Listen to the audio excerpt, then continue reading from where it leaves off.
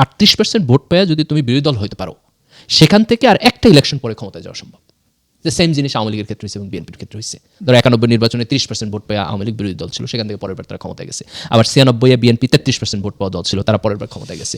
এই জায়গায় জামাতের পলিসি অ্যাম্বিগুইটিটারে দূর করতে হইব এবং তার যেই মানে liberal pro July pro good governance যেই রিব্র্যান্ডিং, এইটাকে কনসিস্টেন্টলি একটা জায়গা ডিফাইন করতে হবে। যে জামাতের যে ক্যাম্পেইন, এই ক্যাম্পেইনটা মোর টার্গেটেড ছিল তোমার educated urban middle class oriented, কিন্তু এই ক্যাম্পেইনের প্রসিডিউরটা সাধারণ মানুষের জন্য অপটিমাইজেশন হয় নাই। লাস্টে যেটা আমি ডিটারমিনিং ফ্যাক্টর বলবো সেটা হলো জামাতের আমির ডাক্তার শফিকুর রহমান।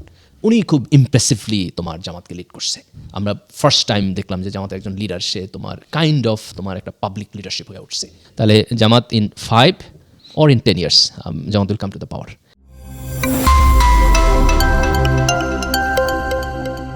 জামাত কি ইলেকশনে হেরে গেল নাকি জিতলো? জামাত তো ক্ষমতা আসার কথা ছিল নাকি? হারছে তো ডেফিনেটলি, রাইট। কারণ হলো জিতছে তো বিএনপি, জামাত জিতলে তো গভর্নমেন্ট ফর্ম করতো, তাই না? তো জিততে হলে তোমার 151 আসন পাওয়া লাগবে, সেখানে আসন পাইছিল 77। হ্যাঁ, অর্ধেকের মতো নাকি? অর্ধেকের মতো, এক্স্যাক্টলি। তো তুমি যদি ধরো এটার এই পার্সপেক্টিভ থেকে দেখো যে নির্বাচনে কে জিতে সরকার ফর্ম করলো, তাহলে সেই জায়গা থেকে ডেফিনেটলি জামাত ইলেকশন হারছে, ডিসাইসিভলি হারছে। হারছে। বিএনপি খুব স্ট্রেট ফরওয়ার্ড জিতছে। কিন্তু তুমি যদি এই জায়গা থেকে দেখো যে জামাত এই নির্বাচনের মধ্য দিয়ে একটা শক্তিশালী বিরোধী দল হিসাবে বাংলাদেশের রাজনীতিতে নিজের এস্টাবলিশ করলো। বিরোধী দল মানে হলো তুমি একটা দ্বিদলীয় গণতান্ত্রিক ব্যবস্থায় যদি থাকো, তাহলে সাধারণত দুইটা বড় পার্টি থাকে এবং দুইটা বড় পার্টি তোমার বাই টার্ন ক্ষমতায় আসে। আমরা বাংলাদেশের রাজনীতিতে আমরা দেখছি, তুমি ধরো 91 বিএনপি জিতছে, 96 আওয়ামী লীগ জিতছে, আবার 2001 তোমার বিএনপি জোট সরকার জিতছে। আমেরিকান পলিটিক্সে যদি দেখো, ডেমোক্রেট এবং রিপাবলিকান দুইটা পার্টি অনেক সময় ধরো পরপর 2 টার্ম থাকে, কিন্তু 2 টার্ম পরে মানে মোস্ট অফ দ্য টাইম তোমার চেঞ্জ হয়, তাই না? তো সেই জায়গা থেকে জামাতের যদি তুমি একটা প্রসপেক্টিভ বিরোধী দল যার আগামী দিনে ক্ষমতায় যাওয়ার সম্ভাবনা তৈরি হয়েছে, এই জায়গা থেকে যদি দেখো, তাহলে আমি বলবো যে এটা মানে this is the first time in Bangladesh history যে জামাত তোমার মেইন স্ট্রিম গৃহপালিত না, রিয়াল বিরোধী দল। ধরো আমরা আওয়ামী লীগের সময় তো জাতীয় পার্টিকে দেখছি তোমার গৃহপালিত বিরোধী দল, রিয়াল বিরোধী দল না, আর্টিফিশিয়ালি বানাইছে। কিন্তু জামাত হলো তোমার বিরোধী দল হিসাবে এমার্জ করছে, যাদের বাংলাদেশের রাজনীতিতে ভবিষ্যতে ভালো করার এবং ক্ষমতায় যাওয়ার একটা সম্ভাবনা, রিয়ালিস্টিক সম্ভাবনা তৈরি হয়েছে। তাহলে সেই জায়গা থেকে বললে আমি বলবো যে জামাত হ্যাজ ডান রিয়েলি ওয়েল। জামাতের এবার ভোট পাইছে হচ্ছে জোটের আর কি, জামাত এবং এনসিপির যে জোট সব মিলাইয়া 300 আসনের, মানে 300টা তো সব ইলেকশন হয় নাই, 297 আসন যদি ধরো, তাহলে জামাত টোটাল যে পরিমাণ ভোট কাউন্ট হয়েছে তার 38% ভোট পাইছে, যেখানে বিএনপি পাইছে 50%। তো বিএনপির চাইতে তোমার 12% ভোট কম। এখন আমি যে আর্গুমেন্টটা করতেছি যে বিরোধী দল হিসেবে সে মার্চ করছে, এটা তুমি কীভাবে বুঝবা? এটা তুমি বুঝবা তাহলে অন্যান্য নির্বাচনে বিরোধী দলের ভোটের সাথে মিলাইবা, তাহলে দেখবা যে সে ওই নির্বাচনে বিরোধী দল যতগুলো ভোট পাইছে সে পরিমাণ ভোট পাইছে। বাংলাদেশের প্রিভিয়াস ক্রেডিবল ইলেকশনগুলো এক্স্যাক্টলি 91, 96 এবং 2008 উইথ আ কোশ্চেন মার্ক। ধরো 91 বিরোধী দল 30% ভোট পাইছিল আওয়ামী লীগ, 96 বিএনপি 33% ভোট পাইছে তারা বিরোধী দল। তখন জাতীয় পার্টির ভোট থাকে, জাতীয় পার্টি এবং জামাতের ভোট থাকার কারণে টোটাল ভোট বেশি হয় নাই আর কি। তারপর 2001 যখন জোট হয়ে গেল তখন ভোট বেড়ে গেছে। আওয়ামী লীগ 2001 হারছে, আওয়ামী লীগ 40% ভোট পেয়েছে। 2008 বিএনপি জোট 35% ভোট পেয়েছে। 2008 উইথ কোশ্চেন মার্ক তুমি পড়ো, কিন্তু 35% ভোট পাইছে। তাহলে 30, 33, 40, 35, জামাত এবার ভোট পাইছে 38%। সো ডেফিনেটলি তোমার প্রিভিয়াস ইলেকশনে যারা বিরোধী দল ছিল তাদের যে পরিমাণ ভোট কাউন্ট ছিল, তোমার জামাতের এখনকার ভোট কাউন্ট এক্স্যাক্টলি তোমার সেম। 2001 আওয়ামী লীগ 60টার মতো আসন পেয়েছিল, তোমার 60র মতো আসন পেয়েছে। এবার জামাতের আসন হলো তোমার জোটের 77। সো ইন অল পার্সপেক্টিভ তোমার জামাত একটা শক্তিশালী বিরোধী দল হিসাবে বাংলাদেশের রাজনীতিতে তোমার এমার্জ করলো। এবং what does it mean? It means জামাতের ফিউচার ভালো। ইট মিনস 91 পরে কোনো একটা সরকার 2বার থাকতে পারে না ফেয়ার ইলেকশনের মধ্যে দিয়া। সো দ্যাট মিনস আগামী নির্বাচনে জামাতের হিউজ জেতার চান্স আছে। তো সেই জায়গা থেকে আমি মনে করি যে জামাতের এটা ট্রিমেন্ডাস সাকসেস। এবং তুমি যদি এটা মানে if you keep in your mind যে জামাতের প্রিভিয়াস বেস্ট পারফরমেন্স হলো 91 নির্বাচনে, তারা 18টা সিট পেয়েছে আর তোমার 12%-এর মতো ভোট পেয়েছে। তো সেই পার্টি এখন তোমার জোটের মধ্যে দিয়ে 77টা সিট তার জোটের মধ্যে, এবং তার নিজের সিট বোধহয় কত 66-এর মতো সেখানে, আর সে টোটাল 38% ভোট পাইছে। তো দ্যাটস আ ট্রিমেন্ডাস ডেভেলপমেন্ট। এবং আমি মনে করি যে ধরো যে এটা কিছু আনপপুলার ওপিনিয়ন হইতে পারে, কিন্তু তুমি 18টা সিট পাইছো, 12% ভোট, সেখান থেকে 1 লাফে তুমি সরকার গঠন করবা, তার চাইতেই যে তুমি একটা ধাপ হয়ে যাইতেছো, এখন তুমি বিরোধী দল হিসাবে রাজনীতি করবা, রাজনীতি করার মধ্যে দিয়ে তুমি ডেভেলপ করবা এবং তারপরে তুমি গভর্নমেন্টে যাবা।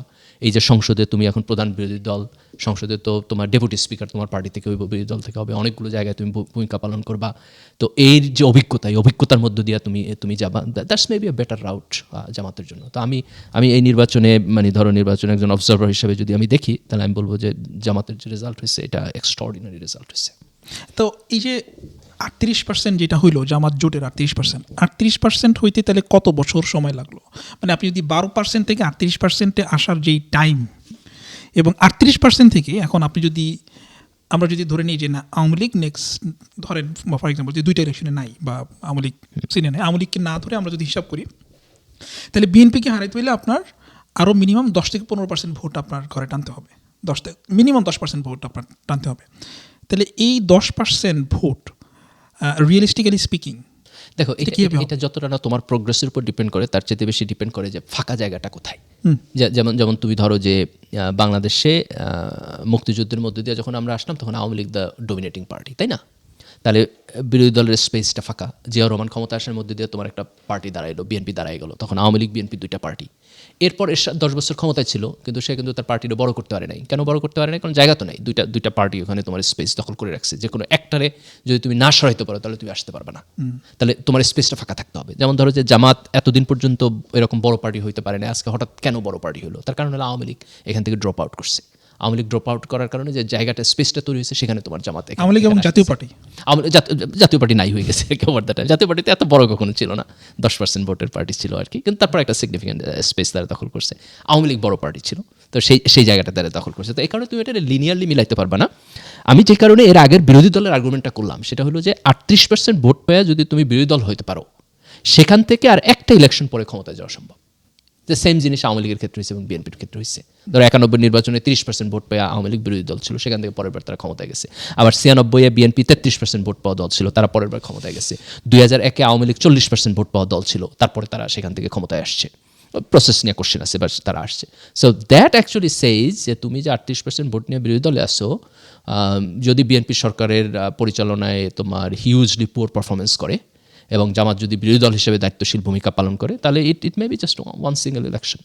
আর যদি তুমি একটা সিঙ্গেল ইলেকশনে না পারো, ডেফিনেটলি 2টা ইলেকশনের মধ্যে দিয়ে তুমি আসবা। বাংলাদেশে মানে পরপর 3টা ইলেকশন কোনো পার্টি জিতবে কোনো দিন হবে না এই দেশে। বাংলাদেশে ধরো মানে it's a very huge tough job বাংলাদেশে সরকার পরিচালনা করা, প্রোভাইডেড দ্যাট যে জুলাই সনদ বাস্তবায়ন হবে, কনস্টিটিউশনে কেয়ারটেকার গভর্নমেন্ট থাকবে। আমি তো মনে করি বিএনপি আবার কেয়ারটেকার সরকার বাদ দিয়ে হাসিনা মতো মানে একটা সিচুয়েশনে যেতে পারবে না। তো যদি কেয়ারটেকার গভর্নমেন্ট থাকে, বিএনপি যাবেও না, যাইতে পারবেও না, দুইটাই সত্য এখানে। তো এখানে যদি তোমার একটা ক্যাটেগরি গভর্নমেন্ট সিস্টেম থাকে, পরের ইলেকশন যদি ফেয়ার হয়, তাহলে Jamaat in 5 or in 10 years Jamaat will come to the power. এবং এখানে একটা খুব ইন্টারেস্টিং ইকুয়েশন আছে, সেটা হলো আওয়ামী লীগের ভোট কই গেছে? জামাত কি এই 38% আওয়ামী লীগের ভোট থেকে বেনিফিটেড হয়েছে পুরাটা? মোস্ট প্রবলি না। আচ্ছা, না আমরা ওই জায়গাটা তো পরে না, এই জায়গাটা আমি কেন যাইতেছি সেটা হলো যে আওয়ামী লীগ যদি হাইপোথেটিক্যালি যদি তোমার কাম ব্যাক করে, তাহলে প্রাইসটা কে পে করবে, বিএনপি না জামাত? আমার গেস হলো প্রাইসটা বিএনপি বেশি পে করবে। তার কারণ হলো বিএনপির 50% ভোটের মধ্যে যতটা আওয়ামী লীগের ভোট আছে, জামাতের 38% ভোটের মধ্যে ততটা আওয়ামী লীগের ভোট নাই। জামাতের 38% অনেকটা সেন্টার রাইট ভোট, যেটা বিএনপি থেকে সরে আসছে। আর আওয়ামী লীগেরও কিছু ভোট আসছে, কিন্তু আওয়ামী লীগের মোর ভোট তোমার বিএনপির মধ্যে গেছে। তো তার মানে ইন এনি সিনারিও আমি দেখতেছি না যে জামাত এর এই পারফরমেন্সটা মানে সামনের দিকে যাবে না, এটা দেখতেছি না। অফকোর্স সামনের দিকে যাবে, এবং আমি মনে করি যে জামাত এই নির্বাচনের মধ্যে দিয়ে বাংলাদেশের রাজনীতিতে নিজের এস্টাবলিশ করে ফেললো। ওকে, তার মানে প্রথম আপনি বলতেছেন যে জামাত আসলে হিউজ একটা স্টেপ ফরওয়ার্ড হয়েছে। এটা 12%-এর একটা দল, যারা 18টা সিট পাইছিল, তারা এখন 77টা সিট পাইছে অ্যাজ এ জোট, এবং 38% তারা ভোট পাওয়ার মাধ্যমে তারা একটা বড় পার্টি হিসেবে Bangladesh, first time in Bangladesh history যে জামাত তোমার একটা বড় 2টা পার্টির একটা হিসাবে এমার্জ করছে। অফিশিয়াল নামে না, পারসেপশনে না, রিয়েল স্ট্যাটিস্টিক্স এবং ভোটে। ওকে, এরপর আমরা তো কয়েকটা মানে ইলেকশনের ডেটাতে আমাদেরকে কয়েকটা জিনিস আমাদেরকে শো করে। এর মধ্যে একটা হচ্ছে যে মানে আগের ইলেকশনগুলোতে যেটা হইতো, যেই পার্টি ঢাকা সিটির আসনগুলোতে তারাই জিততো, যারা ক্ষমতায় যাচ্ছে তারা সবসময় যে ঢাকা যেদিকে যায় মানে মানে ক্ষমতায় যেদিকে যায় ঢাকার সব আসন ওইদিকে যায়, এটা একটা পারসেপশন কি এটা না, এটা ডাটা, এটার কারণ হলো যে ঢাকা যেহেতু তোমার আরবান এরিয়া এবং মোস্ট আরবান এরিয়া হওয়ার কারণে এই জায়গাটা সুইং, মানে ধরো দুইটা পার্টির একটা হোল্ড আছে এবং এই জায়গাটা হলো সুইং, তো তার ফলে যার যার হোল্ড বেস হলো সে প্রিজার্ভ করার পর সুইং যেদিকে যায় সেই দিকে জিতে, অথবা যে যখন জিতে ওই সুইংটা ওই দিকে যায়। তো যেহেতু ঢাকা তোমার সুইং, এই কারণে তুমি সাধারণত দেখো যে ঢাকাতে যে যখন জিতে তখন সে সারা দেশে জিতে। রাইট। সো এইবার for the first time the other way এটা কাজ করছে। এই ট্রেডিশনটা ব্রেক হয়েছে যে ঢাকার সব সিট যে ক্ষমতায় গেছে সে পায় নাই, দ্যাটস নাম্বার 1। আর নাম্বার 2 হইল জামাত কোনোদিনও ঢাকায় কোনো আসন পায় না এবং কাছাকাছিও আসতে পারে নাই জামাত কোনোদিন। তো ফার্স্ট টাইম তো এখন এটা এই ঢাকায় প্রায় 50% আসন পেয়েছে জামাত, এবং যেগুলোতে হারছে সেগুলো তো ক্লোজ ব্যবধানে হারছে। এবং সেগুলো নিয়ে কোয়েশ্চেন আছে, যেমন নাসিরউদ্দিন পাটোয়ারির আসন নিয়ে কোশ্চেন আছে বেশ কয়েকটা, ইভেন তোমার এই তারেক রহমানের আসনও খুবই ক্লোজ মার্জিন, খুবই ক্লোজ মার্জিন। ওইটা নিয়ে প্রশ্ন আছে, ওইটা নিয়ে প্রশ্ন আছে। কিন্তু তারপর খুবই ক্লোজ মার্জিন। তারপরে আসন যে ঢাকা 10, সেখানে মাত্র 10 না 11 হাজার ভোটের ব্যবধানে হারছে। ঢাকা 6 না 7 যেখানে ওই যে ইশরাক হয়েছে, সেই আসন নিয়ে যথেষ্ট ভোট জালিয়াতির যথেষ্ট প্রমাণ মানে এগুলো আছে। তো তার মানে হচ্ছে Dhaka was kind of 50-50 exactly, এবং এটা ট্রিমেন্ডাস। ধরো যে এটার কারণ কি বলে আপনার মনে হয়? এইটা যেমন ধরো আমরা যে ছাত্র সংসদ নির্বাচন দেখছিলাম, যেখানে তোমার শিবির সবগুলো জায়গায় তোমার জয়লাভ করছে, এবং অনেক পরে এসে যখন জগন্নাথের ইলেকশন হলো সেখানে তোমার 10% ভোটে ছাত্র শিবির আগায় ছিল। তো এই যে ছাত্র সংসদে আমরা যে ফেনোমেনাটা দেখছি, এই ফেনোমেনাটা ঢাকা সিটিতে তুমি যে ফেনোমেনাটা দেখতেছো, আমি মনে করি দুইটা ফেনোমেনা কানেক্টেড। তার মানে বাংলাদেশের তোমার আরবান মিডল ক্লাসের মধ্যে জুলাইয়ের যে ইম্প্যাক্ট এবং তারা যে রাজনৈতিক পরিবর্তন চায় এটার যে ইম্প্যাক্ট, এবং সেই পরিবর্তনের জায়গা থেকে বিএনপি তাদের প্রেফারেন্স না, তারা মনে করে যে বিএনপি পুরাতন রাজনীতির একটা এক্সটেনশন, এবং তারা হচ্ছে তোমার এই পরিবর্তনটাকে অ্যাফোর্ড করতে পারে না, এটার সাথে নিজেরা মিলাইতে পারে না। এই চিন্তাটা ক্যাম্পাসে যেরকম করে আমরা তোমার প্রিভেইলিং পজিশনে দেখছি, তার একটা ইম্প্যাক্ট তুমি এই ঢাকা শহরের আরবান স্পেসে তুমি দেখতে পাইতেছো। এবং আমি মনে করি যে ঢাকা শহরের যে ইলেকশন যে স্ট্যাটিস্টিক্স, এটারে তুমি এক্স্যাক্টলি ওইটার সাথে মিলাইতে পারবা। কিন্তু যেহেতু ওইটা ক্যাম্পাসের চাইতে আর একটু বড়, অনেক বড়, এবং হচ্ছে তোমার যথেষ্ট হেটারোজিনাস, ক্যাম্পাসে তো খুবই হোমোজিনাস, তাই না? তোমার এইজ গ্রুপ একরকম, এডুকেশনাল কোয়ালিফিকেশন একরকম, আর তুমি যখন ইভেন আরবান স্পেসে যখন যাও তখন তো ওইখানে তোমার নানান শ্রেণী পেশার মানুষের ডিস্ট্রিবিউশন আছে, তার ফলে এইটা তোমার ডিফারেন্সটা একটুখানি কমে আসছে, এবং তুমি এখানে একটা হাড্ডাহাড্ডি লড়াইয়ের জায়গাটা দেখতেছো। কিন্তু ঢাকাতে জামাত এবং এনসিপি জোট যে একটা ইমার্জিং পলিটিক্যাল পাওয়ার হিসেবে আসছে, এইটা এক্স্যাক্টলি দ্য সেম ফেনোমেনা যেটা আমরা জুলাইয়ের মধ্য দিয়ে পরিবর্তন দেখছি, আকাঙ্ক্ষা দেখছি, পরিবর্তনের আকাঙ্ক্ষাটা যেটা আমরা ছাত্র সংসদ নির্বাচনে দেখছি, সেটা তুমি এক্স্যাক্টলি ঢাকা সিটির মধ্যে দেখতেছো। ওকে, তাহলে দুইটা বড় টেকে আওয়ে আমাদের জন্য। একটা হচ্ছে তারা 12% থেকে এখন 38%-এর একটা প্রপার পাওয়ারফুল বিরোধী দল হইলো, নাম্বার 1। এক্স্যাক্টলি। আর নাম্বার 2 হইলো যে ঢাকার যে বাংলাদেশের যে পাওয়ার সেন্টার ঢাকা, এই জায়গাতে তারা এখন 50-50, বিএনপির সাথে 50-50 খুব মানে আমি জামাতের ডিসহার্টেন হওয়ার কোনো কারণ দেখতেছি না। আমি মনে করি এটা হিউজ অ্যাচিভমেন্ট। এবং দেখো তুমি ঢাকাতে সিটি কর্পোরেশন ইলেকশন যদি হয় সামনে, সেই ইলেকশন ফেয়ার হলে 2টা সিটি কর্পোরেশনে তোমার বিএনপি হারতে পারে। হ্যাঁ, মানে সো ক্লোজ, তাই না? Given the statistics. Exactly, given the statistics. কারণ তুমি ধরো যে আগে আমরা যে সমস্ত পোর্টল হয়েছে এগুলো তো খুব অল্প স্যাম্পলিং, এখন তো তোমার ম্যাসিভ স্যাম্পলিং আছে। তার মানে তুমি ঢাকাতে হয়তো সব মিলায়া 20-30 হাজার ভোটের ব্যবধান আছে, তাই না? তো তার মানে একটুখানি সুইং হলে মানুষের মাইন্ডসেট একটুখানি চেঞ্জ হলে you can win the game. তো বা তুমি সিটি কর্পোরেশন নির্বাচনে জামাত জিততে পারে, তাই না? এবং তুমি মানে ধরো যে জামাত যেহেতু একটা কনজারভেটিভ রাজনীতি করে, ইসলামিক রাজনৈতিক দল কনজারভেটিভ রাজনীতি করে, তুমি অনেক জায়গায় দেখবা যে কনজারভেটিভ ব্লক হচ্ছে মোর স্ট্রং হলো তোমার রুরাল এরিয়াতে, তুমি আরবান স্পেসে লিবারাল মানে তোমার পলিটিক্স মোর পাওয়ারফুল থাকে। তো সেই জায়গাতে জামাতের যে ইনরোড তোমার এই যে বাংলাদেশের দ্য মোস্ট আরবান স্পেসে, এইটা তো আমি মনে করি খুবই সিগনিফিক্যান্ট। এবং প্রোভাইডেড দ্যাট দেখো বাংলাদেশের রাজনীতি ঢাকা শহর কেন্দ্রিক, তাই না? দ্য মোস্ট পাওয়ারফুল ভূমিকা পালন করে তোমার ঢাকা শহর। এবং এই যে ঢাকা শহরের জেনারেশনটা হাসিনার এগেনস্টে যা জুলাইয়ে দাঁড়াইছে, এবং তাদের এই যে দাঁড়ানোর যে পলিটিক্যাল ইম্প্যাক্ট, তার যে লেগাসি, তার যে কন্ট্রিবিউশন, এটা মানুষের মাইন্ডসেটের মধ্যে আছে। এবং এটার একটা সিগনিফিক্যান্ট ইম্প্যাক্ট আমরা ঢাকা সিটির জায়গাটা দেখি, এবং এটার বেনিফিটটা তোমার জামাত নিতে পারছে, জামাত এটার সাথে নিজের অ্যালাইন করতে পারছে। এবং যদি বিএনপি গভর্নমেন্ট হিসাবে পুয়ার পারফরমেন্স করে, তাহলে তুমি ধরো যে এই জিনিসগুলো আবার উঠে আসবে, যে মানুষ তখন বলবে যে আগে তো বলছিলাম যে বিএনপি ভালো করতে পারবে না, আগে বলছিলাম বিএনপি পুরাতন রাজনীতির এক্সটেনশন। তো এই জায়গা থেকে কিন্তু বিএনপির জন্য এটা একটা massive challenge. BNP massively election জিতছে, but that does not mean যে তার চ্যালেঞ্জ ম্যাসিভ না। কারণ হচ্ছে তুমি এই যে ছাত্রদের ইয়াংদের মাইন্ডসেট যদি দেখো, ঢাকা শহরের মাইন্ডসেট যদি দেখো, তাহলে সেটার মধ্যে এখনও তোমার হিউজ অ্যান্টাই বিএনপি তোমার এলিমেন্ট আছে। বিএনপি এইটাকে কোনো রাজনীতি দিয়ে কনভিন্স করতে পারবে না, এটা বিএনপিরা কনভিন্স করতে হইলে তার পারফরমেন্স দিয়ে কনভিন্স করতে হইব।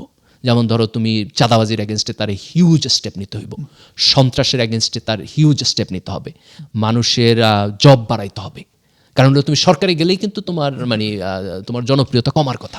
বিরোধী দলে থাকলে কিন্তু তোমার জনপ্রিয়তা কমার মানে বিরোধী দলে তো চান্স নাই, কোনো লাইবিলিটি নাই, না কোনো লাইবিলিটিস নাই, সব লাইবিলিটি এবং বিএনপি যা যা প্রতিশ্রুতি দিচ্ছে, গুড গভর্নেন্স, চাঁদাবাজি কমবে, এভরিথিং জামাতের জব জব বাড়বে, প্রুফ করতে হবে না। জামাতের শুধু আগে যেটা বলছে সেটা এখন বলে দিলেই হবে কনসিস্টেন্টলি। তো সেই জায়গা থেকে আমি মনে করি যে তুমি ঢাকা সিটিতে যে ফেনোমেনাটা দেখতেছো এটা রিয়েল, এটা জুলাই ফেনোমেনা, এটা ছাত্র সংসদে আমরা যে ফেনোমেনাটা দেখছি সেই একই ফেনোমেনার একটা এক্সটেনশন, এবং এটার একটা কন্টিনিউশন এবং ইম্প্যাক্ট সামনের দিনে আমরা দেখব। ওকে, তাহলে এখন লেটস চলেন আমরা একটা আনপ্যাক করার চেষ্টা করি যে আপনি 12% থেকে আর 38%-এর একটা এই যে 26% পয়েন্টের যে জাম্প, 3 গুণ, হ্যাঁ 3 গুণ, 3 বরং 36, 3 বরং 36, রাইট, 3 গুণ। এটা আপনি 3 গুণ বড় হয়ে গেলেন এবং 3 গুণ বেশি মানুষ আপনাকে সাপোর্ট করলো। অফকোর্স এদের মধ্যে খুব ছোট একটা অংশ হচ্ছে জামাতের নিজস্ব মানে কর্মীদের যে ভোট, সেটা আমি হয়তো ধরবো, আই ডোন্ট নো, ধরো 12% থেকে ম্যাক্সিমাম 20% হয়েছে, তুমি ধরে নাও যদি তার কোর ভোট তুমি ধরো। আমার তাও মনে হয় না যে, না, আমি যদি একেবারে ম্যাক্স ধরি আর কি, তুমি বড় জোর 20%, তো 20 আর বাকি 38 যে 18%, তার মানে তুমি মানে ধরো 19-38, মানে হাফ অফ দ্যাট বলতে পারো জামাতের কোর ভোট। লাইক ধরেন 20%-এর মতো, আদার হাফ হলো তোমার হচ্ছে নানান কারণে জামাতকে। না এখানে আমি একটা পার্সপেক্টিভ যোগ করি, সেটা হচ্ছে 12% তার আগে যে ভোট পাইছে, দ্যাট ডাজন্ট নেসেসারিলি মিন যে 12% তার কর্মী বাহিনী ছিল, 12% সে ভোট পাইছে লাস্ট, না, কিন্তু 12% জামাতের রাজনীতির জন্য ভোট দিছে, হ্যাঁ, এখন সেটা হয়ে গেছে 38%, মানে 26% বাড়ছে, এবং 26%-এর মধ্যে হয়তো তার কর্মী সমর্থক হয়তো 2-3-4-5% বাড়ছে, কিন্তু 20+% এখন তারা এডিশনাল সাপোর্ট পাইছে, এক্স্যাক্টলি, এবং ইনক্লুডিং ঢাকা শহর। তাইলে এরা ঠিক মানে এই এডিশনাল সাপোর্টের কারণ কি, আপনার কি মনে হয়? আমার কাছে মনে হয় প্রাইমারিলি এটা মানে গিভেন দ্যাট জামাতের এগেনস্টে আপনার জামাতের পলিটিক্যাল অপোজিশন এবং আইডিওলজিক্যাল অপোজিশন যারা আছে, তাদের যেই প্রোপাগান্ডা বা তাদের যেই আর্গুমেন্ট জামাতের এগেনস্টে, সবগুলো কিন্তু ফুল স্কেলেই ছিল, এবং বিএনপিও ওই প্রোপাগান্ডা বলি অথবা ফ্যাকচুয়াল বলি, হোয়াট এভার আমি যাই বলি না কেন, বিএনপিও সেই লাইনে হাঁটছে, মানে ইলেকশন ক্যাম্পেইনের সময়। ডেফিনেটলি দ্যাট মেক সেন্স, মানে বিএনপি এটা করবে, সে কম্পিট করতেছে, কিন্তু তারপরও জামাত কেন এত ভালো করলো, মানে 26%? That's a good point. আমি মনে করি এখানে কয়েকটা কারণ আছে। প্রথম কারণ হলো তোমার জুলাইয়ের এন্ডোর্সমেন্ট, যে মানে জামাত একটা প্রো জুলাই দল হিসাবে নিজের রিব্র্যান্ডিং করতে পারছে। গণ অভ্যুত্থানের পর থেকে সে গণ অভ্যুত্থানের যে আকাঙ্ক্ষা তার পক্ষে ছিল অল দ্য টাইম, এবং যার ফলে তুমি গণ অভ্যুত্থানের সাথে যে রিলেটেড ইয়াং জেনারেশন, তাদের সাথে জামাতের সম্পর্ক তুমি দেখছো বেটার, এবং at the end of the day তোমার এনসিপির সাথে তাদের জোটও হয়েছে। এনসিপিকে বিএনপি নিতে পারে নাই, অথবা বিএনপির সাথে তাদের আন্ডারস্ট্যান্ডিংয়ের জায়গাটা হয় নাই। তো এই যে জুলাইয়ের মধ্য দিয়ে মানুষ একটা পরিবর্তনের আকাঙ্ক্ষা দেখতেছে, এই জায়গাটা জামাত তোমার সামহাও মানুষের আস্থা অর্জন করতে পারছে। এবং এখানে জামাতের একটা হিউজ পজিটিভ পারফরমেন্স হলো যে জুলাই সনদের যে আলাপ আলোচনা হয়েছে পুরোটা সময়, যে আমরা রাজনীতির পরিবর্তন চাই, এইখানে জামাত পলিটিক্যালি একটা হিউজ প্রোগ্রেসিভ রোল প্লে করছে। তুমি দেখবা যে জুলাই সনদের মধ্যে যতগুলো প্রোগ্রেসিভ চিন্তা হয়েছে তার সবগুলোতে জামাত এগ্রি করছে, একটার সাথেও ডিসএগ্রি করে নাই। এই যে ধরো প্রাইম মিনিস্টার 2 টার্মের বেশি একজন থাকতে পারবে না, তারপর হচ্ছে তোমার মানে তোমার নারীদের মনোনয়ন দিতে হইবে এত%, সংসদের উচ্চকক্ষ থাকবো, পিআর থাকবে। জামাত নিজে নারীদের মনোনয়ন দেয় না, কিন্তু ওইখানে কিন্তু ডিসএগ্রি করে নাই, ওটার সাথে সে এগ্রি করছে। তো এইরকম যতগুলো প্রোগ্রেসিভ এজেন্ডা ছিল সংস্কারের, তার প্রত্যেকটা এজেন্ডায় কিন্তু জামাত এগ্রি করছে। দেন জামাত কিছু লিবারাল ওপেন পজিশন নিচ্ছে এবার রাজনীতিতে। যেমন তুমি ধরো জামাত এবার হিন্দুদের মধ্যে থেকে একজনকে তার পার্টির এমপি ক্যান্ডিডেট হিসেবে নমিনেশন দিচ্ছে। ডাকসু নির্বাচনে আমরা যে ইনক্লুসিভ মডেল দেখছি, যে জামাত বাইরের লোকদেরকে আইনা তার প্যানেল থেকে এক ধরনের জোট করছে ছাত্র শিবির। একই কাজ জামাতও করলো, সে এনসিপির সাথে জোট করলো, তাই না, খেলাফত মজলিসের সাথে জোট করলো। নিজের দলের মানে ধরো যে একেবারে পার্টির মেম্বার না এরকম লোকদেরকে আইনা এবার তোমার পার্টি নমিনেশন দিচ্ছে। মাইনরিটি রাইটের ব্যাপারে সে যথেষ্ট উদার পজিশন নিচ্ছে, উইমেন ইস্যুতে অনেক জায়গায় খুব উদার পজিশন নিচ্ছে। এই যে জামাতের একটা লিবারাল পলিটিক্স, এটা জামাতের ব্যাপারে যে ভয়টা ছিল মানুষের, সেই ভয়টাকে অনেকখানি নিউট্রালাইজ করছে। তাদের কাছে মনে হয়েছে যে এসোকে জামাত ক্ষমতায় আসলে কোনো প্রবলেম নাই, আপসাইড ডাউন কিছু হয়ে যাবে না আগামীকাল সকালবেলা। তো এই আস্থাটা জামাত তোমার তৈরি করতে পারছে। দেন জামাত একটা বেস লাইন ব্র্যান্ডিং তৈরি করতে পারছে, যে জামাতের লোকেরা সন্ত্রাস করে না, জামাতের লোকেরা চাঁদাবাজি করে না, তারা তুলনামূলকভাবে সৎ, তারা হচ্ছে তোমার দুর্নীতির সাথে কম জড়ায়, এবং তাদের একটা কম্পিটেন্ট কোয়ালিফাইড লিডারশিপ আছে। তো তার ফলে জুলাইয়ের মধ্য দিয়ে যে জেনারেশন রাজনীতির পরিবর্তন চাইছে তারা দেখছে যে আমাদের মধ্যে পরিবারকেন্দ্রিক রাজনীতি নাই, তারা দেখছে যে আমাদের মধ্যে নিয়মতান্ত্রিক তোমার আভ্যন্তরীণ গণতন্ত্র আছে, তাদের পার্টির লিডার গণতান্ত্রিকভাবে তোমার ইলেক্টেড হয়, তারা দেখতেছে যে জামাতের যোগ্যতা আছে, কোয়ালিফিকেশন আছে, তারা দেখতেছে যে জামাত করতে হইলে একটা minimum level of quality maintain করতে হয়, একটা স্ক্রিনিং প্রসিডিউর আছে, এবং সমাজ এবং রাষ্ট্রের পজিটিভ পরিবর্তনের জন্য জামাত কমিটেড। এই টোটাল জিনিসটা একটা প্যাকেজ আকারে মানুষের কাছে আসছে এবং তারা মনে করছে ওকে জুলাইয়ের মধ্যে দিয়ে আমরা যে পরিবর্তনটা চাইছি এখন মনে হয় জামাতকে ভোট দিলে তারা এই পরিবর্তনটা আমাদেরকে সবচেয়ে ভালোভাবে অফার করতে পারবে। এই ট্রাস্টের জায়গা থেকে আমি মনে করি মানুষ জামাতকে ভোট দিচ্ছে। কিন্তু স্টিল এটা বিএনপির সাথে কম্পিট করার মতো এনাফ হয় নাই, মানে বিএনপি জোটের সাথে মার্জিন তো হচ্ছে মিনিমাম 12%। না, এটা এনাফ হয় নাই। তার কারণ হলো বিএনপির দুইটা প্যারামিটার এখানে আমি দেখতেছি। একটা হলো যে বিএনপির যেই লোকাল ভোট ব্যাংক, গ্রামীণ জনপদের যে ভোট ব্যাংক, যারা ধরো একটা লম্বা সময় বিএনপি রাজনীতি করে আসছে, খালেদা জিয়ারে পছন্দ করে আসছে, জিয়া রহমানকে পছন্দ করে আসছে, মার্কা হিসেবে ধানের শীষে ভোট দিচ্ছে, অথবা স্থানীয়ভাবে তোমার মানে ক্ষমতাশালী লোকদের সাথে যেই লোকাল তোমার প্যাট্রন ক্লায়েন্ট যে সম্পর্ক আমাদের গ্রামীণ সমাজ ব্যবস্থায় আছে, সেই জায়গা থেকে যেই বিএনপির ভোটের যেই প্রক্রিয়াটা, এইটা তোমার মানে ডিসপাইট এভরিথিং ইনট্যাক্ট আছে। এটা কতখানি কমছে এটা আমরা জানি না, কিন্তু নির্বাচনের রেজাল্টের মধ্যে দিয়ে আমরা বুঝতে পারতেছি এটা অনেকখানি ইনট্যাক্ট আছে। আর আরেকটা কাজ হয়েছে, সেটা হচ্ছে যে আওয়ামী লীগের ভোটের একটা অংশ তোমার বিএনপি পাইছে, এটা জামাত যতটা পাইছে তার চাইতে বেশি বিএনপি পাইছে। তো সেই জায়গা থেকে তোমার বিএনপি বেনিফিটেড হয়েছে। এই দুইটা একসাথে জোড়া দেওয়ার ফলে বিএনপি তোমার যে জায়গায় গিয়ে দাঁড়াইছে জামাত এটাকে বিট করতে পারে নাই। So that's very clear in that. কিন্তু এটা বিট করতে না পারলেও আমাদের কাছে ক্লিয়ার ইন্ডিকেশন আমরা দেখতে চাইতেছি যে জামাত একটা শক্তিশালী বিরোধী দল হিসেবে দাঁড়াইছে, সাবস্টেন্সিয়াল ভোট পাইছে, আরবান স্পেসে তার একটা ইনরোড তৈরি হয়েছে, এবং যেটা আগামী দিনে তার রাজনীতির অনেক দূর পর্যন্ত নিয়ে যাবে। এবং বাংলাদেশে সাধারণত তোমার যে ক্ষমতায় থাকে সে আনপপুলার হয়, পরপর দুইবার ইলেকশন ফেয়ার ইলেকশনে জিতছে, এরকম কোনো এক্সাম্পল এখন পর্যন্ত নাই। তো from that point of view আমি মনে করি বিরোধী দল হিসেবে জামাত যদি পারফর্ম করতে পারে তাইলে আগামী নির্বাচনে তাদের একটা হিউজ চান্স আছে। আগামী একটা বা দুইটা নির্বাচনের মধ্যে দিয়ে জামাত বাংলাদেশে ক্ষমতায় যাওয়ার পর্যায়ে চলে যাবে। কিন্তু বিএনপি কোয়ালিশন যে এখন যেটা আছে, বিএনপির যেই নতুন বাংলাদেশের যে নতুন যে পলিটিক্যাল রিঅ্যালাইনমেন্ট যেটা হয়েছে, বিএনপিকে একটা যে ভোট ব্যাংক এখন যেটা বিএনপি তৈরি হয়েছে, সেখান থেকে আপনাকে সিগনিফিক্যান্ট সাপোর্ট আপনার সেখান থেকে আপনাকে মানে সেই বিএনপি সাপোর্টারদেরকে একটা অংশকে আপনাকে নিয়ে আসতে হবে।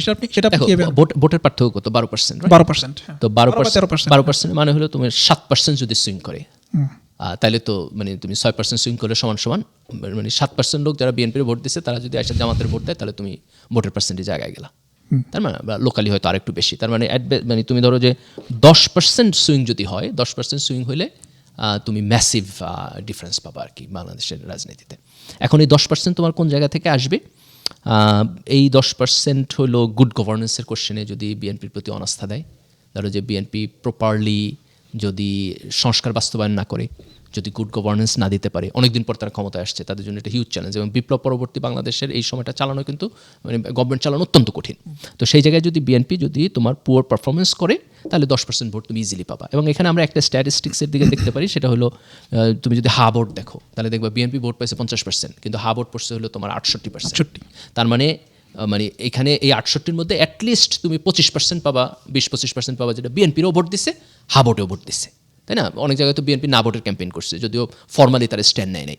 কিন্তু ধরো তুমি 20% লোক যারা জুলাই সনদ চায়, but at the same time হচ্ছে তোমার মানে বিএনপির প্রতিও তাদের আস্থা আছে, তারা যদি দেখে যে বিএনপি জুলাই সনদ বাস্তবায়ন করতেছে না, তারা যদি দেখে যে বিএনপির তোমার গুড গভর্নেন্সের পারফরমেন্স ভালো না, তাহলে they can change their mind.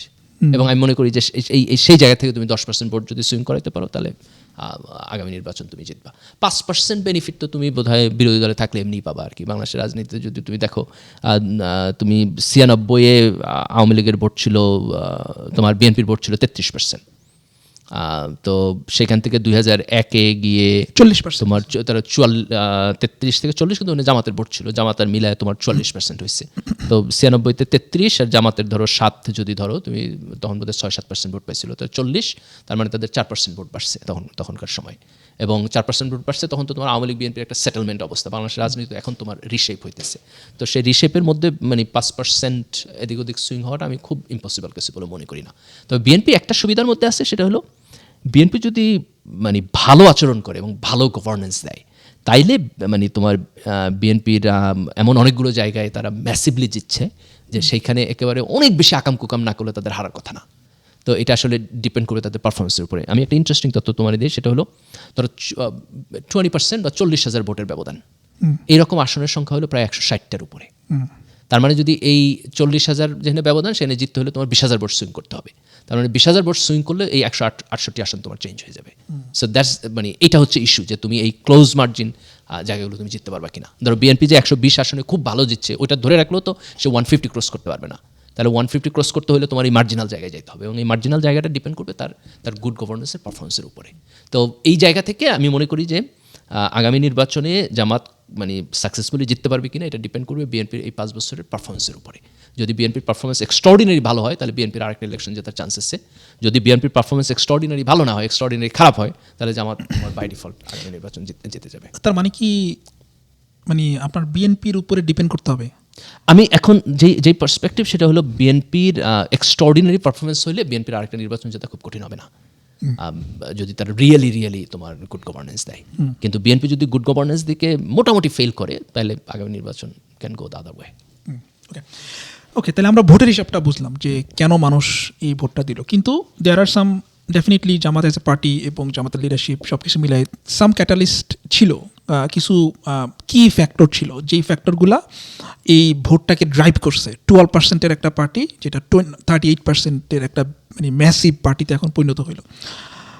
সেই জায়গাগুলা সেই যে ক্যাটালিস্টগুলা, সেই ফ্যাক্টরগুলো আপনি যদি পয়েন্ট আউট করেন তাহলে সবার প্রথমে আপনি কোনটাকে রাখবেন? আমি প্রথমে রাখবো যে আওয়ামী লীগের 15 বছরের দুঃশাসনের মধ্যে জামাত যে তোমার রেজিলিয়েন্সি দেখাইছে, এটা কিন্তু বিএনপিও দেখাইছে না? বিএনপিও দেখাইছে। বিএনপি এজ এ পার্টি, তো বিএনপি তো জিতছে সেই কারণে, কিন্তু মানে জামাতও যে এজ এ পার্টি হিসেবে এটা দেখাইছে, এবং জামাত তো বিএনপির চাইতে বেশি ভিকটিম হয়েছে, তাই না? জামাতের লিডারদেরকে তোমার ট্রাইব্যুনালের মধ্যে দিয়ে ফাঁসি দিচ্ছে, প্রচুর লোকের গুম করছে, খুন করছে, বিএনপির লোকদেরও গুম খুন করছে। তো জামাতের টপ লিডারশিপ তোমার বেশি এফেক্টেড হয়েছে। তো এই অত্যাচার এবং নির্যাতনের মধ্যে যে জামাতের যে পার্টি স্ট্রাকচারটা তারা ধরে রাখছে, এবং এখান থেকে যে তারা ভাঙে চড়ে শেষ হয়ে যায়নি, আমি মনে করি এইটা হচ্ছে পয়েন্ট নাম্বার 1, যেই কারণে তারা জুলাইয়ের পরে তারা কাম ব্যাক করতে পারছে। সেকেন্ড হলো যে জামাত নিজেরে সে যে ইসলামিক পার্টি এর বিয়ন্ডে যাইয়া নিজের রিব্র্যান্ডিং করছে দুইটা জায়গায়। একটা হলো সে প্রো জুলাই হিসাবে নিজের রিব্র্যান্ডিং করছে, মানে অনেকগুলো ডাটা কিন্তু শো করছে যে ইয়াংদের মধ্যে জামাতের সাপোর্ট বেশি আর কি তোমার, এবং এটা আমরা ছাত্র সংসদ নির্বাচনের মধ্যে দেখছি। আবার মোর এডুকেটেড লোকের মধ্যে জামাতের সাপোর্ট বেশি, এটাও কিন্তু তোমার পোলের মধ্যে আমরা দেখছি। তো আমি ট্রাস্ট করি যে এই ডাটাগুলো রিয়েল আর কি। তো সেই জায়গা থেকে এই যে জামাত নিজেরে প্রো জুলাই হিসাবে তোমার ব্র্যান্ডিং করছে, এবং মোর লিবারেল পার্টি হিসাবে নিজেরে তোমার ব্র্যান্ডিং করতে পারছে। মানে তার কনজারভেটিভ আইডিয়ালস আছে, কিন্তু সে অনেকগুলো জায়গায় উদারতা দেখাইছে। সে মাইনরিটি ইস্যুতে স্ট্যান্ড নিচ্ছে, উইমেন ইস্যুতে স্ট্যান্ড নিচ্ছে, তো এই জায়গা থেকে গুড গভর্নেন্স ইস্যুতে সে স্ট্যান্ড নিচ্ছে। তো এই জায়গা থেকে তার যে পলিসি রিব্র্যান্ডিং, এটাকে আমি বলবো তার মানে সেকেন্ড ইম্পর্টেন্ট জিনিস। এখানে একটা আমার এই যে পলিসি রিব্র্যান্ডিংয়ের আপনি যে কথাটা বলতেছেন, এই জিনিসটা আরবান স্পেসে ঢাকা বা এরকম আরবান জায়গাগুলোতে ডেফিনেটলি একটা ইম্প্যাক্ট পড়ছে, আমরা সেটা স্ট্যাটিস্টিক্সে দেখছি। কিন্তু বাংলাদেশের 300 আসন, আপনি আরবান স্পেসে যে কয়টা আসন আছে সেগুলো আপনি বাদ দিয়ে যদি আপনি লোকাল জায়গাগুলোতে যান, সেই লোকাল জায়গায় এই জিনিসটার আবেদন কি কতটুকু আছে? না, কম, যে কারণে সে ইলেকশন জিতে নাই। ধরো সে আরবান স্পেসকে যেভাবে ইনফ্লুয়েন্স করতে পারছে, ঠিক একইভাবে যদি সে তোমার লোকাল এরিয়াকে ইনফ্লুয়েন্স করতে পারতো, তাহলে এই ইলেকশন রেজাল্ট আমরা আরও ভালো দেখতাম। তার মানে হচ্ছে যে লোকাল এরিয়াতে ইলেকশনে জেতার মতো যেই আপনি রিব্র্যান্ডিং বলেন অথবা যেই প্রিপারেশন বলেন বা যেই ক্যাপাসিটি বলেন, সেই জায়গাতে জামাত এখনও যথেষ্ট পরিমাণ পিছায়। সেইখানে জামাতের আরও অনেক কাজ করতে হবে, কিন্তু এই একটা আরেকটার সাথে তোমার মিউচুয়ালি এক্সক্লুসিভ না, যে একটা বাদ দিয়ে আরেকটা করতে হবে না। একটা তো হচ্ছে আপনার এই পলিসি রিব্র্যান্ডিংটা তোমার লাগবেই। এই পলিসি রিব্র্যান্ডিংটা রাইখা তার সাথে তোমার অ্যাড করতে হইব তুমি কিভাবে তোমার ওই লোকাল এরিয়ার লোকদেরকে আরও বেশি কানেক্টেড করবা। দেখো এখানে আরেকটা বেনিফিট জামাত ভবিষ্যতে পাবে, সেটা হলো নতুন ভোটার যত বাড়বে তত তোমার এই পলিসি রিব্র্যান্ডিং কাজ দিবে আর কি। কারণ ইয়াংদের মধ্যে তোমার এই পরিবর্তনের আকাঙ্ক্ষাটা মোর, তারা এটার সাথে অধিক কানেক্টেড হবে, তো ওইখানে একটা বেনিফিট পাবে। তো এইটা রিব্র্যান্ডিংটাকে আমি সেকেন্ড ইম্পর্টেন্ট, যেটার কারণে জামাত এই পরিমাণ এখন পর্যন্ত যে তোমার 3 গুণ ভোট বাড়ছে এইটা। এবং আরেকটা লাস্টে যেটা আমি ডিটারমিনিং ফ্যাক্টর বলবো, সেটা হলো জামাতের আমির ডাক্তার শফিকুর রহমান। উনি খুব ইমপ্রেসিভলি তোমার জামাতকে লিড করছে। আমরা ফার্স্ট টাইম দেখলাম যে জামাতের একজন লিডার, সে তোমার কাইন্ড অফ তোমার একটা পাবলিক লিডারশিপ হয়ে উঠছে। এবং ঢাকায় উনি জিতছে। ঢাকায় উনি জিতছে, ঢাকার একটা আসনে তুমি ইলেকশন করে উনি জিতছে। এর আগে জামাতের কোনো আমিরই তো ঢাকা থেকে ইলেকশন করে নাই।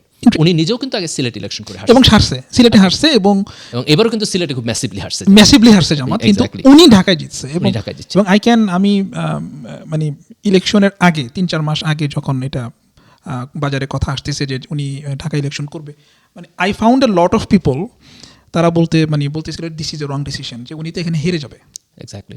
এবং এই পারসেপশন খুব ডমিনেন্টলি ছিল, মানে বিএনপির মধ্যেও ছিল, এই পারসেপশন জামাতের মধ্যেও ছিল। কারণ ঢাকা এতটা পরিবর্তন হবে এটা তো হ্যাঁ, আনবিলিভেবল। যে উনি কখনো সিলেটে জিতে নাই, সিলেটে ইলেকশন করছে জিতে নাই, কিন্তু উনি ঢাকায় এসে প্রপারে, ঢাকা 15-এর মতো প্রপার এরকম একটা জায়গায় উনি জিতবে, এটা কেউ বিশ্বাস করে। তো আমি মনে করি যে ওনার লিডারশিপ একটা ক্যাটালিস্ট এখানে, যে জুলাইয়ের পরে যে প্রো জুলাই এবং রিব্র্যান্ডিং যেটা হয়েছে, এটা ডক্টর শফিকুর রহমানের নেতৃত্বের মধ্য দিয়ে হয়েছে। তো এটাকে আমি মোরাললেস ধরো যে জামাতের পজিটিভ জায়গা দেখি। তুমি যেটা বলছো এটা জামাতের যদি আমি নেগেটিভ জায়গাগুলো দেখি, যে এবার নির্বাচনে কোন কোন জিনিস জামাতের কিছুটা হ্যাম্পার করছে, তো সেই জায়গার মধ্যে একটা হইলো যে জামাতের যে ক্যাম্পেইন, এই ক্যাম্পেইনটা মোর টার্গেটেড ছিল তোমার educated urban middle class oriented, কিন্তু এই ক্যাম্পেইনের প্রসিডিউরটা সাধারণ মানুষের জন্য অপটিমাইজেশন হয় নাই। এই অপটিমাইজেশনটা আমি মনে করি যে জামাতের একটা উইক পয়েন্ট। আর একটা উইক পয়েন্টের জায়গা সেটা হলো জামাত তোমার এই যে 5 ঘন্টা নারীদের কাজের যে প্রপোজালটা দিছে, এই প্রপোজালটা আমি মনে করি ব্যাকফায়ার করছে। এইটা প্রেসাইজ হয় নাই, এটাকে প্রপারলি রেশনালাইজ করতে পারে নাই, ব্যাখ্যা করতে পারে নাই এটা প্র্যাকটিক্যালি কাজ করবে কিনা, বরং এটা অ্যাম্বিগুইটি তৈরি করছে। যেহেতু উইমেন ইস্যুতে তোমার জামাত কোনো নারী প্রার্থী মনোনয়ন দেয় নাই, তো এটা নিয়ে প্রচুর আরবান স্পেসে কথাবার্তা হয়েছে। তার সাথে আমি মনে করি যে এই পলিসিটা জামাতের একটা ভুল পলিসি ছিল। আর একটা ভুল পলিসি ছিল নিম্নকক্ষে পিয়ার, কিন্তু এটা ইলেকশনে কোনো ইম্প্যাক্ট করে নাই, কারণ এটা জুলাই সনদের আগের আলাপ আলোচনার মধ্যে। আমার মনে হয় যে ওই যে 5 ঘন্টা ওই ব্যাপারটা যেটা আপনি রেজ করলেন, that is a valid point. But আমার কাছে মনে হয় আমাদের ডেটা যদি থাকে যে আরবান স্পেসে এবং আরবান সিটগুলোতে প্লাস হচ্ছে রুরাল সিটগুলোতে জামাতের উইমেন ভোটারের কতটুকু জামাত না, এটা আমরা ডাটা পাবো না। তার কারণ হলো বাংলাদেশে তো তুমি ধরো ভোটকে কোনটা দিচ্ছে এটা তুমি কখনোই পাবে না। তুমি যেটা করতে পারবা সেটা হলো যে টোটাল ভোটের ডিফারেন্স হচ্ছে 38 আর হচ্ছে 12%, তাই না? ইনোভেশনের যদি তুমি সার্ভে দেখো তাহলে ওইখানে জামাত এবং বিএনপির ডিফারেন্সটা মোরাললেস তোমার 12%-এর মতো। তো ইনোভেশনের থার্ড রাউন্ড না, সেকেন্ড রাউন্ড, ফার্স্ট এবং সেকেন্ড রাউন্ড যদি ফার্স্ট রাউন্ডে তোমার আনরিভিল ভোটার সংখ্যা বেশি ছিল, সেকেন্ড রাউন্ডে তোমার মোরাললেস, কিন্তু আমাদের তো ভোটের টোটাল কাউন্ট হচ্ছে 60%-এর মতো। তাহলে আমি মনে করি যে সেকেন্ড রাউন্ডে ইনোভেশনের যে পোল, এটা মোরাললেস তোমার তুমি রিলাই করতে পারো। তো ওইখানে ডিফারেন্সটা অ্যাগ্রি করে। তো ওই পোলে গিয়ে তুমি ওইখানে হয়তো দেখতে পারবা তুমি উইমেন ভোটার এবং অন্যান্য তাদের প্রেফারেন্সের যে জায়গাটা সেটা দেখতে। আর একটা হচ্ছে আমরা তো সাধারণত এক্সিট পোল বা ইলেকশনের পরে আবার করি না আর কি বলে, ওগুলো তো আমাদের এখানে এখন ডেভেলপ করে না। তো তুমি যদি নতুন করে এটা করো তাহলে সেখানে বুঝতে পারবে। কিন্তু আমি কোয়ালিটেটিভলি আমি মনে করি যে আমাদের টোটাল পলিসি ক্যাম্পেইনের মধ্যে এই 2টা জায়গা হচ্ছে তোমার লিমিটেশনের জায়গা, যে তাদের পলিসি ক্যাম্পেইনটা তুমি ধরো যে পরিবর্তনের কথা বলছে, এটা আরবান এডুকেটেড লোকের জন্য এটাকে কম্প্রিহেন্ড করা সহজ, কিন্তু ধরো যে গ্রামে রিক্সা চালায় অথবা কৃষিকাজ করে, তার জন্য এটার তার ল্যাঙ্গুয়েজে তার যে এভরিডে লাইফের প্রয়োজন, সেইটার সাথে তোমার জামাতের কমিউনিকেশনের একটা ঘাটতি আছে। এখানে আরেকটা প্র্যাকটিক্যাল জায়গা আছে, সেটা হলো যে ধরো যে এবার মানুষ দাঁড়িপাল্লারে ভোট দিচ্ছে, বহু জায়গায় এমপি ক্যান্ডিডেটদেরকে তো চিনো না, ধরো কে এমপি ক্যান্ডিডেট তার নামও ভালো করে জানে না, কারণ একেবারে কমপ্লিটলি নতুন ক্যান্ডিডেট, এরকম অনেকে আছে আর কি। কিন্তু ধরো যে পার্টির ব্র্যান্ডিং বা দাঁড়িপাল্লা জামাতে তারা চায়, সেই জায়গা থেকে তারা ভোট দিচ্ছে। তো এটা আরেকটা উইক পয়েন্ট, যেটা ওভার দ্য টাইম কেটে যাবে। ধরো এবার যারা ইলেকশন, এটাকে আপনি উইক পয়েন্ট বলতেছেন? হ্যাঁ, আমি উইক পয়েন্ট বলতেছি। যেমন ধরো বিএনপি অনেক জায়গায় খুব ভেটেরান লোকদেরকে দিচ্ছে, যারা ধরো প্রচন্ড পয়সাওয়ালা লোক অথবা এলাকায় প্রভাবশালী, আগে নির্বাচন করছে, মাসুল পাওয়ার আছে, এরকম যে আমাদের নর্মাল রাজনীতি যেটা হয়। তো এটা তো জামাতের সব জায়গায় নাই। তো এখানে আমি মনে করি যে জামাতের একটা উইক পয়েন্ট আছে, যেটা ওভার দ্য টাইম তারা হয়তো কাটায় উঠতে পারবে। ও আচ্ছা, তাহলে আপনি বলতেছেন যে ওভার দ্য টাইম লোকাল জায়গাগুলোতে জামাত আরো বেটার ক্যান্ডিডেট প্লেস করতে পারবে, অথবা তার ক্যান্ডিডেটটাই আরো বেটার ক্যান্ডিডেট হয়ে উঠবে। যেমন ধরো এবার যারা ইলেকশন করছে, যারা অল্প ব্যবধানে হারছে, তাদের সাথে জনগণের একটা সম্পর্ক হয়েছে না, আগামী 5 বছর তারা মাঠে থাকবে না। তা আগামী 5 বছর মাঠে থাকলে আগামী নির্বাচনে তো সে আর নোভিশ ক্যান্ডিডেট না, তখন তো তার নিজের ভোটই হবে।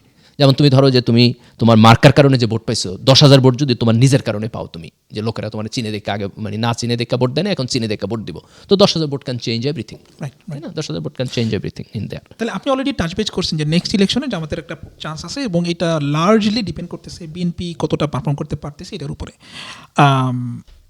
তাহলে বিএনপি ডিপেন্ডেন্ট হয়ে কি আপনার চিন্তা করতে হবে, নাকি আপনি মনে করেন যে ওকে জামাত ক্যান ডু থিংস যেটা তাকে ডেফিনেটলি দুই দিকে, একটা হলো বিএনপির পারফরমেন্স, আর একটা হলো ইয়াস জামাত ক্যান ডু থিংস, এবং সেখানে আমি তিনটা কম্পোনেন্ট বলবো। একটা কম্পোনেন্ট হলো এই যে জামাতের যে রিব্র্যান্ডিংটা, এই রিব্র্যান্ডিংটা তার কন্টিনিউ করতে হইব। যেমন তুমি দেখো যে মানে বাংলাদেশের রাজনীতি যদি তুমি নর্মালি দেখো, তাহলে মানুষ পলিটিক্যালি ডিফারেন্টলি থিঙ্ক করে। তার রিলিজিয়াস অ্যাফিলিয়েশন আছে, কিন্তু তার পলিটিক্যাল এজেন্ডা ডিফারেন্ট। যেমন তুমি ধরো চরমনের সাথে জামাতের জোট নেই, চরমনে বের হয়ে গেছে, চরমনে মাত্র একটা সিট পাইছে, এবং হইলো তার ভোটের পার্সেন্টেজ বোধহয় 2%-এর বেশি না, 2-2.5% মতো আর কি, সিগনিফিকেন্ট কোনো ভোটিং প্যাটার্ন সেখানে নাই। তার মানে জামাত যে মোর লিবারেল অ্যাপ্রোচ নিল, সেই অ্যাপ্রোচের মধ্যে দিয়ে সে 38% ভোট পাইছে। তো জামাতের এই রিব্র্যান্ডিংটা ধরে রাখতে হবে। তার মানে আপনি বলতেছেন মানে ভোটার বেজের কাছে এই জামাতের যে রিব্র্যান্ডিং, নতুন জামাতের যে ব্র্যান্ডিং, পোস্ট জুলাই যে ব্র্যান্ডিং, এটাই রাইট। মানে পলিটিক্যালি তুমি যদি সামনের দিকে যাইতে চাও, এটা রাইট যে তুমি এই রিব্র্যান্ডিংটার মধ্য দিয়ে মোর পিপলকে এঙ্গেজ করতে পারবা। কারণ বাংলাদেশে জামাতের রাজনীতির জায়গাটা হলো সেন্টার রাইট রাজনীতি, যেটা এর আগে তোমার বিএনপি করে আসছে। এখন যেটা হবে যে জামাত বিএনপির চাইতে বেশি সেন্টার রাইটে থাকবে, তোমার এক্সট্রিম সেন্টার লেফট নাই, মানে ফার লেফট বা এক্সট্রিম সেন্টার লেফট নাই। তখন বিএনপি এবং জামাত ধরো সেন্টারটা আর একটু ডানের দিকে আসবে, কিন্তু দুজন কাছাকাছি থাকবে আর কি, এরকম একটা জায়গায় কম্পিটিশন হবে। তো এই যে জামাতের সেন্টার রাইট পলিটিক্স, এটার মধ্য দিয়ে যেতে তার যে রিব্র্যান্ডিং, এই রিব্র্যান্ডিংটা তারে ধরে রাখতে হবে। দ্যাটস হলো তোমার পয়েন্ট নাম্বার 1। পয়েন্ট নাম্বার 2 হলো যে স্থানীয় রাজনীতিতে তার এমপি ক্যান্ডিডেট যারা আছে তাদেরকে আরও এঙ্গেজ হতে হবে, যে তোমার স্থানীয় এলাকায় তোমার প্রভাবশালী হয়ে উঠতে হবে, তার মানুষের সাথে এঙ্গেজ হইতে হবে, নানান সামাজিক কর্মকাণ্ডের মধ্যে এঙ্গেজ হইতে হবে, লিডারশিপে এঙ্গেজ হইতে হবে, লোকদের পক্ষ নিয়ে দাঁড়াইতে হবে। সেইখানে স্থানীয় সরকার নির্বাচনে আরও ভালো ভূমিকা পালন করতে হবে, এইখানে তোমার আরও চেয়ারম্যান মেম্বার হয়ে উঠতে হবে, উপজেলা চেয়ারম্যান হয়ে উঠতে হবে। এইভাবে যদি লোকাল লিডারশিপটা তৈরি হয়, তখন লোকাল বোর্ড বেজে যায় তুমি বিএনপিকে চ্যালেঞ্জ করতে পারবা। এবং নির্বাচনী ক্যাম্পেইনের মধ্যে তোমার এই দুইটা ডাইমেনশন একসাথে আনতে হবে, যে তুমি কেমন করে আরবান মিডল ক্লাস লোকদেরকে গুড গভর্নেন্স দিয়ে তুমি যেরকম করবা, আবার একেবারে তোমার সাধারণ একজন গ্রামীণ মানুষেরও তার লাইফে যে সার্ভিসটা তুমি দিবা, সেটাকে তোমার ভিজুয়ালাইজ করতে হবে। তাহলে এখানে একটা ক্যাম্পেইন স্ট্র্যাটেজির কোশ্চেন আছে, যেটা আমি জামাতের এইবার ক্যাম্পেইন স্ট্র্যাটেজির মধ্যে হিউজ ল্যাক দেখছি, যে এই জায়গায় তাদের ক্যাম্পেইন স্ট্র্যাটেজি ঠিক ছিল না। এটা তোমার করতে হবে, স্থানীয়ভাবে লিডারশিপটা এস্টাবলিশ করতে হবে, এবং এই রিব্র্যান্ডিংটাকে ধরে রাখতে হবে। রিব্র্যান্ডিংটা ধরে রাখার ক্ষেত্রে আমার একটা সাবস্টেন্সিয়াল পয়েন্ট আছে, সেটা হলো যে জামাত এইবার ইলেকশনের আগে অ্যাডহক বেসিসে এই কাজগুলো করছে। ধরো যে নানান প্রশ্ন আসছে, তুমি যদি মিডিয়া খেয়াল করো, বিভিন্ন টকশো এবং অন্যান্য জায়গায় জামাতের পলিসির ব্যাপারে, যেমন মেয়েদের ব্যাপারে প্রচুর কোশ্চেন আসছে, তাই না? জামাত আসলে জোর করে বোরকা পরাবে কিনা, তাদের উপর ড্রেস কোড অ্যাপ্লাই করবে কিনা, ইত্যাদি নানান ধরনের প্রশ্ন আসছে। মাইনরিটির কী হইব? তো এই যে জামাতের পলিসি লেভেলে, এবং এগুলোর উত্তর যদি তুমি দেখো, যে একজন এক একভাবে উত্তর দিচ্ছে, কিছু কনসিস্টেন্সি যেমন আছে, আবার কিছু ইনকনসিস্টেন্সিও আছে। তো এই জায়গায় জামাতের পলিসি অ্যাম্বিগুইটিটারে দূর করতে হইব, এবং তার যেই মানে liberal pro July pro good governance যেই রিব্র্যান্ডিং, এইটাকে কনসিস্টেন্টলি একটা জায়গা ডিফাইন করতে হবে। এটাই 5 বছরের কাজ, যাতে করে আগামী নির্বাচনের আগে কারো কাছে মনে না হয় যে জামাতের পজিশন কোথাও দোয়াশা আছে, জামাতের পজিশনের মধ্যে কোথাও অ্যাম্বিগুইটি আছে, কোথাও একবার এক কথা কয় আর একবার এক কথা কয়, এই ইনকনসিস্টেন্সি যেন না থাকে। তাহলে জামাত যদি তার পলিসির ব্যাপারে এই কনসিস্টেন্সিটা তৈরি করতে পারে, তার যে pro July pro good governance যে রিব্র্যান্ডিং, এটাকে যদি সে আরও প্রপার ওয়েতে করতে পারে, এবং স্থানীয় পর্যায়ে যদি এইবার যারা ইলেকশন করছে এই এমপি ক্যান্ডিডেটরা আরও এঙ্গেজ হতে পারে মানুষের সাথে, তাইলে আমি মনে করি যে আগামী নির্বাচনে জামাত সিগনিফিক্যান্টলি তোমার মানে কম্পিট করবে এবং ভালো রেজাল্ট করবে। এবং আমার মনে হয় যে বিরোধী দল হিসেবে তো আপনার কি বলবো, মানে এখন তো বিএনপি যেহেতু সরকার গঠন করতেছে, সো মানুষের এক্সপেকটেশন মানে মানুষ যা চায়, গুড গভর্নেন্স, চাকরি, লেস ইনফ্লেশন, সব কিছুর দায় দায়িত্ব তো এখন বিএনপির ঘাড়ে পড়তেছে। ঠিক আছে, একটা বেনিফিট পাবে, কিন্তু এখানে আমি একটু ডিফারেন্ট জায়গা থেকে দেখি যাবে, যেটা হলো যে ধরো একটা বিরোধী দল হিসাবে তুমি সবচেয়ে বড় কন্ট্রিবিউশন কী করতে পারো জাতিরে? সবচেয়ে বড় কন্ট্রিবিউশন করতে পারো সরকারি দলের মনের মধ্যে ভয় ঢুকায় দেওয়া, যে আগামী ইলেকশন সে হারতে পারে যদি উল্টাপাল্টা করে। তো তার মানে কি? তার মানে হলো যে সে তখন নিজের অস্তিত্ব এবং পরের নির্বাচন জেতার জন্য সে গুড গভর্নেন্স দিতে বাধ্য হবে। আমি মনে করি যে জামাত বাংলাদেশের রাজনীতিতে সবচেয়ে বড় ক্রিটিক্যাল তোমার কন্ট্রিবিউশনটা করতে পারবে হলো এইটা, যে ধরো যে তুমি চোর, তোমার বিরোধী দলও চোর, তখন তো মানে সাধারণ মানুষের কোনো অপশন থাকে না, তাই না? কিন্তু জামাত যদি রাজনীতিতে একটা হায়ার স্ট্যান্ডার্ড তৈরি করে, তখন the other party has to comply that. তখন কম্পিটিশন করার জন্য তাকে এটা কমপ্লাই করতে হবে, এবং আমি মনে করি যে এইটা বাংলাদেশের রাজনীতির অনেক দূর পর্যন্ত নিয়ে যাবে, এবং এই ক্রিটিক্যাল মানে তোমার ডিফারেন্সটা আমি মনে করি যে তুমি রাজনীতিতে খুব অল্প সময়ের মধ্যে দেখবা বাংলাদেশের রাজনীতিতে। ওকে, যেমন ধরো যে জামাত তো আগামীকালকে একটা হরতাল দেবো না, তাই না? তারা তো না, হরতালের রাজনীতি বাংলাদেশ থেকে চলে চলে গেছে এবং সে তো এটা মনে করবে না যে আমি বিএনপির এইভাবে ডিস্টার্ব করি, ওইভাবে ডিস্টার্ব করি। তাহলে রাজনীতিটা একটা ফেয়ার কম্পিটিশনের মধ্যে তোমার যাবে। জামাত হয়তো একটা ছায়া মন্ত্রী পরিষদ করবে, তার ফলে তোমার একটা শ্যাডো ক্যাবিনেট হচ্ছে বিএনপির প্রত্যেকটা ক্যাবিনেটের পলিসিকে যাতে তোমার কাউন্টার এক ধরনের স্ক্রুটিনির মধ্যে করতে পারে। তো একটা কনস্ট্রাকটিভ বিরোধী দল হিসেবে যদি জামাত একটা কনস্ট্রাকটিভ রাজনীতির মধ্যে যায় এবং বিএনপি যদি তোমার ধরো যে মোটামুটি একটা ডিসেন্ট গভর্নমেন্ট পরিচালনা করে, তাহলে কিন্তু আমরা বাংলাদেশের রাজনীতিতে একটা রিয়েল সিগনিফিকেন্ট ডেভেলপমেন্ট দেখবো এবং আমি মনে করি যে আমরা সেই জায়গাটার দিকে আগায় যাইতেছি আর কি। ওকে, তাহলে আমরা আজকে শেষ করি। শিওর।